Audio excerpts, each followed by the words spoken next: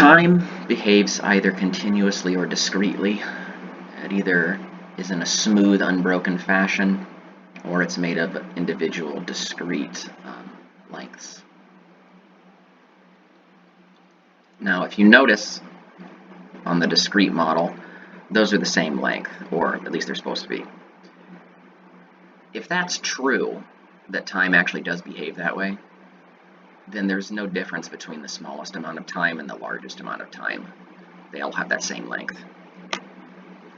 So, if the smallest measure of time is equal to the greatest measure of time, then time is discrete. And notice there that they all have length 1. It doesn't really matter what specific units you attach to it as long as it's just, they're all the same.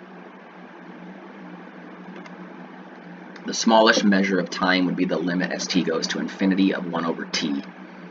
You notice how every time you plug in a higher number for t, that fraction gets smaller. That will keep going forever. Conversely, the largest measure of time would be the limit as t goes to infinity of t. T is time, d is distance, and r is rate, which is distance over time. So from this, rate is distance over time, which means that distance equals rate times time, and time equals distance over rate. Let t equal f of t, which is the identity function. It maps everything back onto itself. T equals f of t, which equals d, which means that t is equal to d. If we divide both sides of this equation by t, we get that d over t equals 1. And we know that r is d over t, therefore r is 1. From the Pythagorean theorem, we have t squared plus d squared equals r squared, which equals 1. Subtracting t squared and d squared from both sides, we get r squared equals 1 minus t squared minus d squared. Then when we subtract r squared from both sides and subtract 1 from both sides, we get negative 1 equals negative t squared minus d squared minus r squared. If we multiply both sides of the equation by negative 1, we get t squared plus d squared plus r squared equals 1. That produces the unit sphere that has a radius of 1 in every direction. Let t, d, and r equal the t, d, and r vectors that are elements of R3. The magnitude or length of r is equal to 1.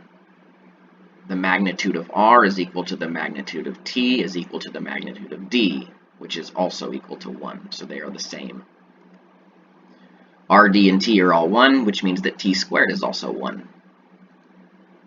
So starting from the limit as t goes to infinity of 1 over t, we substitute in d over r for t. Then we flip it. We replace r with d over t, and we replace d with rt.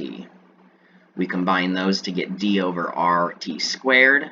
We replace t squared with 1 to get d over r, which is equal to t. So the limit as t goes to infinity of 1 over t equals the limit as t goes to infinity of t.